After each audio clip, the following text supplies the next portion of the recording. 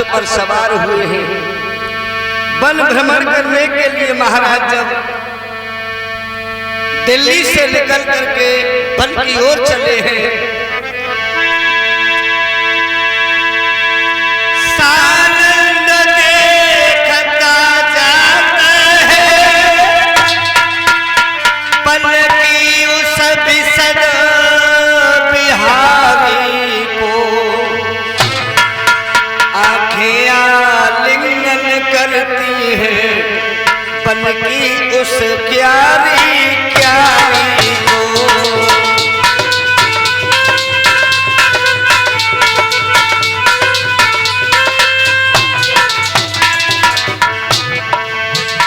आंखें आलिंगन करती हैं पलकी उस क्यारी क्यारी को।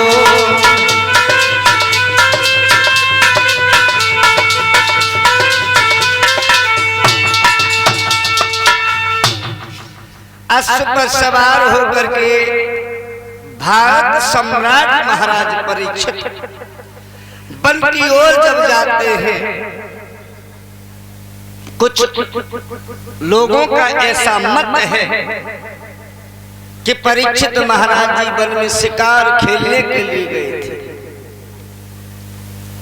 और जो आदमी शिकार खेलने जाए वो सात्विकी हो ही नहीं सकता है।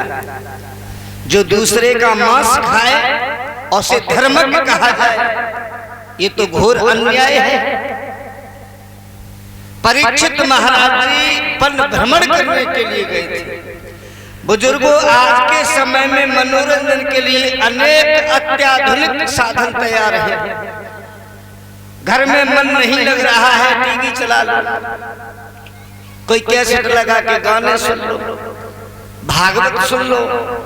पहले के समय में ये सुविधाएं नहीं थी। जब राजा महाराजा राज्य में मन नहीं लगता था, शासन से ऊब जाते थे, तो अपने राज्य को छोड़ करके वन में जाते थे, संतों के पास बैठ करके सत्संग किया करते थे।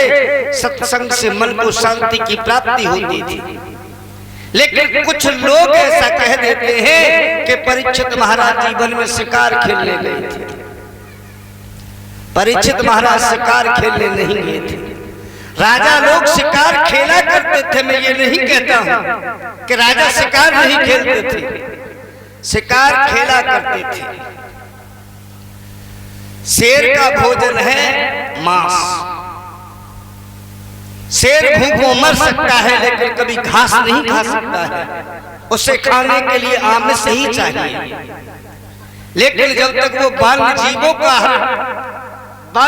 का वध किया करते थे, तब तक उन्हें आजाद छोड़ दिया जाता था।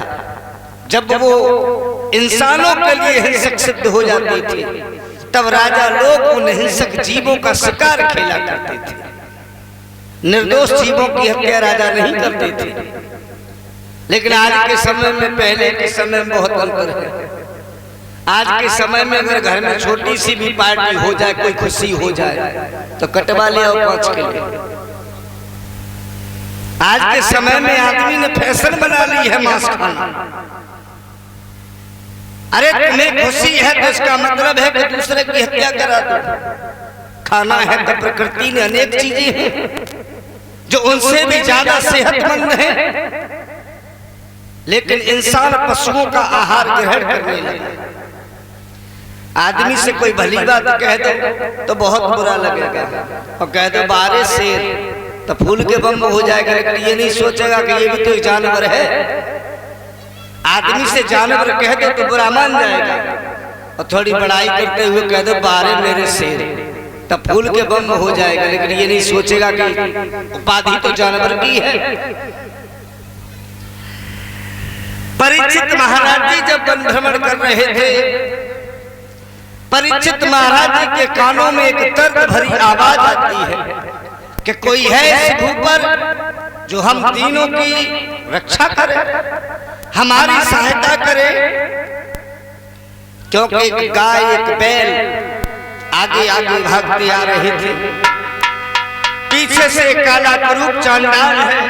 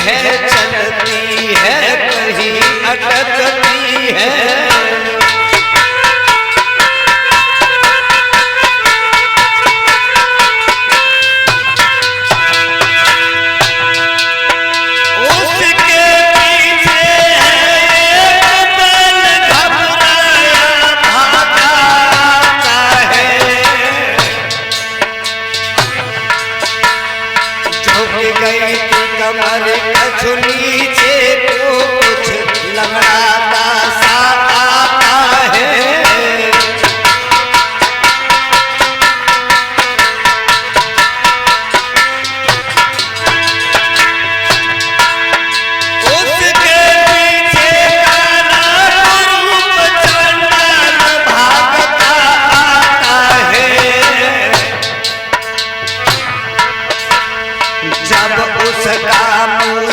पड़ता है तब भूमंडल हिल जाता है।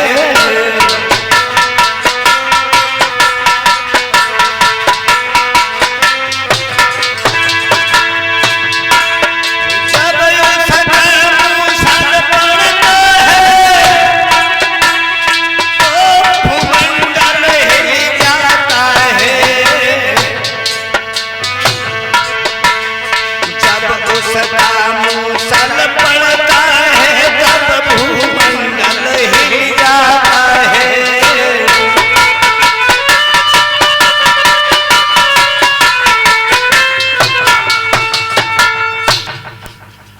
पृथ्वी गाय का बैल रूप बना लेती है, धर्म बैल का रूप बना लेता है। कलयुग उन्हें प्रताड़ित करता हुआ वन विभाग रहा था। आवाज लगाई है कि कोई है जो हमारे प्राणों की रक्षा कर सके। परीक्षित महाराज के कानों में जब आवाज पड़ी, मन में विचार किया है कि हमारे दादा अर्जुन क्या चले गए, पापी गाय और बैल के ऊपर अत्याचार कर रहा है। परीक्षित महाराज जी उनकी रक्षा करने के लिए आगे बढ़े हैं और कहा,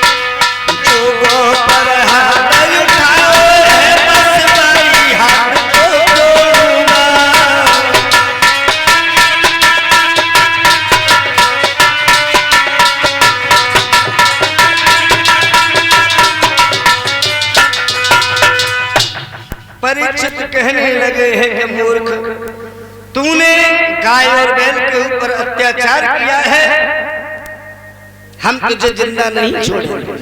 तलवार लेकर के कलयुग का वध करने के लिए महाराज आगे बढ़े, लेकिन कलयुग बहुत चालाक था।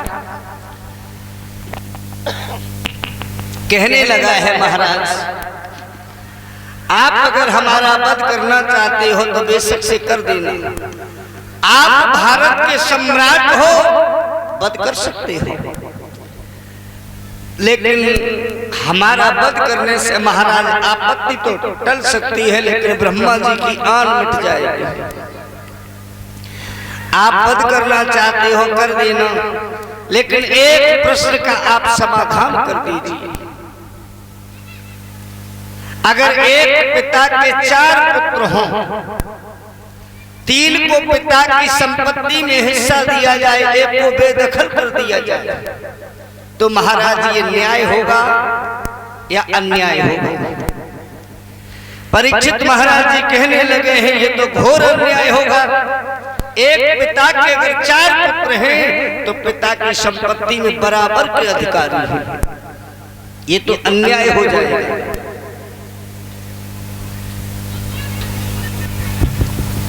कलयुग कहने लगा है महाराज तुम अन्याय करने के लिए क्यों खड़े हो? कहा भला हम कैसे अन्याय कर रहे हैं? कहा महाराज आपसे अन्याय हो रहा है। हम 4 भाई हैं, सतयुग, त्रेता, द्वापर और कलयुग। 3 भाई हमारा सत्ता का आनंद भोग करके जा चुके हैं। चौथा विधान हमारा है। अगर आप हमारा वध कर दोगे तो आपत्ति तो टल जाएगी, लेकिन ब्रह्मा जी की आंख खत्म हो जाएगी। और महाराज एक बात और हम तुम्हें बताएं, आप हमें जितना बुरा समझते हो हम उतने बुरे हैं नहीं। परीक्षित महाराज कहने लगे हैं करे दुष्ट, तेरे अंदर हमें तो अवगुणों की खान नजर आ रही है, तेरे अंदर गुण तो हमें एक भी नजर नहीं आता है। कहा महाराज एक गुण मेरे अंदर सबसे बड़ा है। कहा कि तेरे अवगुण तो मैंने देख लिए, अगर कहीं कोई गुण तेरे अंदर मौजूद है तो उस गुण को बता, कौन सा गुण है तेरे अंदर?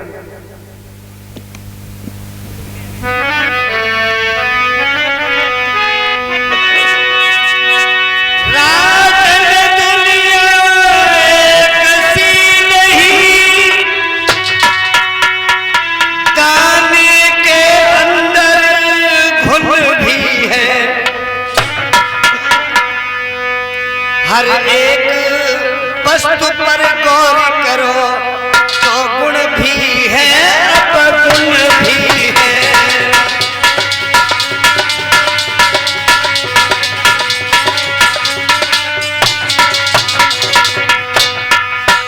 हर एक चीज पर गौर करो तो गुण भी है, अपगुण भी है।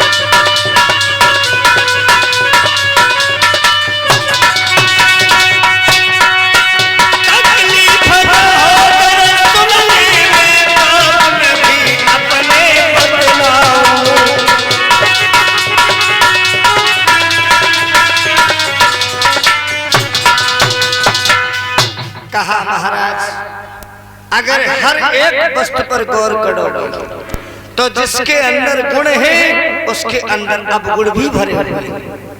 संसार में अवगुण मुक्त कोई है ही नहीं।